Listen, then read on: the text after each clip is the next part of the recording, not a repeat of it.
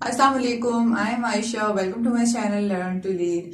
हम लोग international political economy में इंटरनेशनल पॉलिटिकल इकोनॉमी की थीरीज डिस्कस कर चुके हैं। मर्केंटलिज्म, इकोनॉमिक लिबरलिज्म और न्यू मार्क्सिज्म हमने डिस्कस कर लिया है।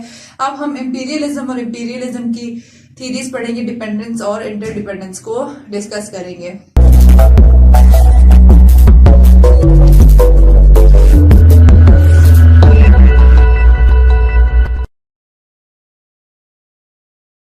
तो पहले हम ये देख लेते हैं कि इंपीरियलिज्म क्या होता है। देखिए, इंपीरियलिज्म का कॉन्सेप्ट ये है कि कोई भी जो स्ट्रॉन्ग स्टेट होती है वो वीकर स्टेट्स को इन्फ्लुएंस करती है। अब ये इन्फ्लुएंस किस किस तरह का हो सकता है? ये इन्फ्लुएंस ये होता है कि वो पॉलिटिकली इन्फ्लुएंस कर सकती है, इकोनॉमिकली या सोशली। कोई भी स्ट्रॉन्गर स्टेट जब पॉलिटिकली, इकोनॉमिकली या सोशली किसी वीक स्टेट को डोमिनेट करे, किसी वीक स्टेट के ऊपर अपना इन्फ्लुएंस कायम करे, इसको इंपीरियलिज्म कहते हैं। ये इंपीरियलिज्म अब स्टेट्स किस तरह से करती हैं और कौन सा इंपीरियलिज्म ऐसा है जो अभी प्रैक्टिस हो रहा है या नहीं, वो देख लेते हैं। इंपीरियलिज्म की 3 टाइप्स हैं: कॉलोनियलिज्म, न्यू कॉलोनियलिज्म और न्यू कॉलोनियलिज्म। कॉलोनियलिज्म पहले पास्ट में हुआ करता था, अभी आगे डिटेल में डिस्कस कर लेंगे कि क्या मतलब है इसका, इसमें क्या होता है, कैसे स्ट्रॉन्ग स्टेट्स वीक स्टेट्स को कैप्चर कर रही होती हैं, कैसे उनके ऊपर अपना इन्फ्लुएंस बना रही होती हैं।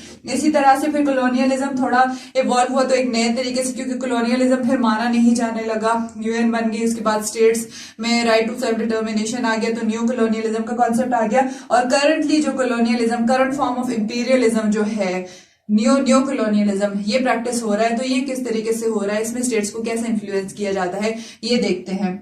सबसे पहले कॉलोनियलिज्म। कॉलोनियलिज्म में क्या किया जाता है? कॉलोनियलिज्म में कोई भी एक स्ट्रॉन्ग स्टेट किसी वीक स्टेट को फिजिकली जाके कैप्चर करेगी। किसी वीकर स्टेट की फिजिकली टेरिटरी को जाके कैप्चर कर लेना, उसके ऊपर कब्जा जमा लेना, इसको कहते हैं कॉलोनियलिज्म। कॉलोनियलिज्म की पास में बहुत सारी एग्जांपल्स हैं। ब्रिटिश की कॉलोनी सब कॉन्टिनेंट भी रह चुका है, पाकिस्तान, इंडिया भी रह चुके हैं। यूनाइटेड स्टेट्स ऑफ अमेरिका पहले इंग्लैंड की कॉलोनी था, ब्रिटेन की कॉलोनी था। तो इसलिए कॉलोनियलिज्म का मतलब क्या है कि फिजिकली जाके किसी और की टेरिटरी को कैप्चर कर लेना, वहां पे कब्जा कर लेना, वहां के पॉलिटिकल, इकोनॉमिक और सोशल डोमेन्स को कैप्चर कर लेना, वहां के पॉलिटिकल डिसीजंस खुद करना, इकोनॉमिक डिसीजंस खुद करना और सोशल डिसीजंस खुद करना। उसके अलावा एनेक्सेशन भी की जा सकती है कि कोई दूसरी टेरिटरी है, सराउंडिंग टेरिटरी है, कोई साथ नेबरिंग कंट्री का कोई एरिया है, उसको अपने स्टेट में शामिल कर लेना, अपने साथ एनेक्स कर लेना। ये भी कॉलोनियलिज्म में ही आएगा, क्योंकि ये भी फिजिकल कैप्चर करना ही है टेरिटरी को। उसके अलावा इसमें जो dominant form of power use की जाती है वो है मिलिट्री। मिलिट्री को यूज करके इन्फ्लुएंस कायम किया जाता है और किसी दूसरी टेरिटरी को कैप्चर किया जाता है। जहां तक न्यू कॉलोनियलिज्म की बात है, न्यू कॉलोनियलिज्म डीकोलोनाइजेशन के बाद स्टार्ट हुआ। डीकोलोनाइजेशन जब वर्ल्ड वॉर 2 खत्म हो गई, उसके बाद स्टेट्स की डीकोलोनाइजेशन स्टार्ट हो गई। बहुत सारी स्टेट्स जो कि यूके की कॉलोनीज थी वो उसकी कॉलोनाइजेशन में से निकलने लगी।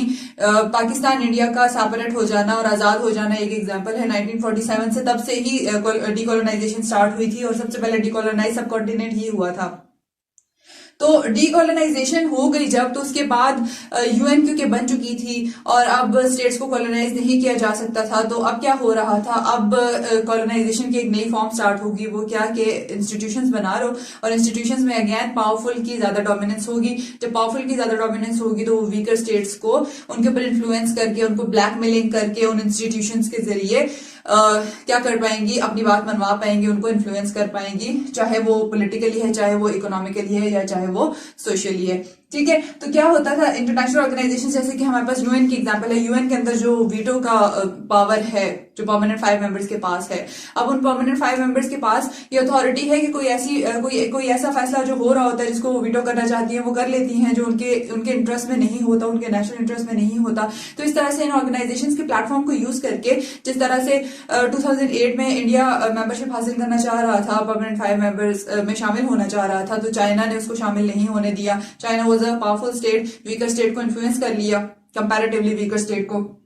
तो इस तरह से ब्लैकमेलिंग के जरिए किसी भी और स्टेट के ऊपर जो भी इन्फ्लुएंस कायम करना, चाहा जा रहा हो, स्टेट्स करती हैं नियो कॉलोनियलिज्म के जरिए। इसमें सबसे ज्यादा सिग्निफिकेंट एस्पेक्ट जो होता है वो पॉलिटिकल इन्फ्लुएंस होता है, क्योंकि आप पॉलिटिकली इस तरह का प्लेटफॉर्म यूज कर रहे हो, बाकी स्टेट्स को पॉलिटिकली अपने साथ मिला लेते हो और अपने नेशनल इंटरेस्ट को देखते हुए दूसरी किसी भी स्टेट के ऊपर इन्फ्लुएंस जो आपने कायम करना होता है वो आप कर सकते हो।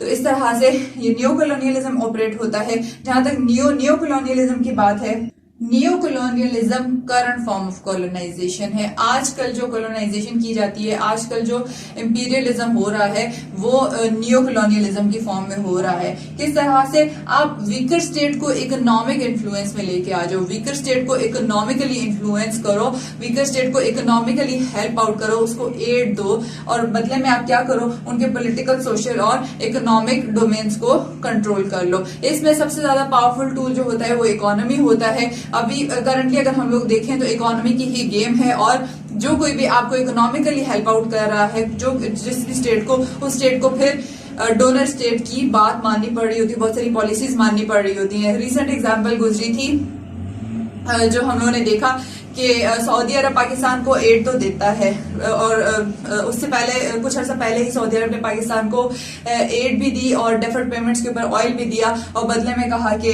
कुआलालंपुर समिट में आपने शामिल नहीं होना। तो अनाउंस किए हुए उसके बावजूद हम लोग नहीं शामिल हो पाए। क्यों?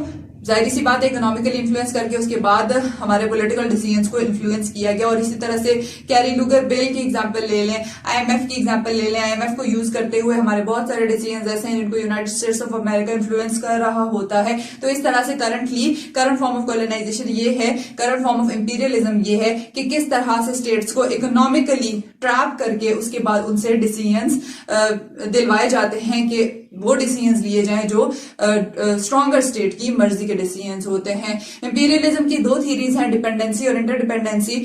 उन दोनों को स्टडी कर लेंगे अगले लेक्चर में और आई होप कि इंपीरियलिज्म का कॉन्सेप्ट आपको समझ आ गया होगा। अगर कुछ समझ में नहीं आया तो कमेंट सेक्शन में आप पूछ सकते हैं और अगर आपने अभी तक मेरे चैनल को सब्सक्राइब नहीं किया तो सब्सक्राइब कर लीजिए और नोटिफिकेशन आइकॉन को प्रेस कर लीजिए ताकि हर नई आने वाली वीडियो का आपको नोटिफिकेशन मिल सके और आपको ही उसका बेनिफिट हो सके। That was all for today. Thank you. Allah Hafiz.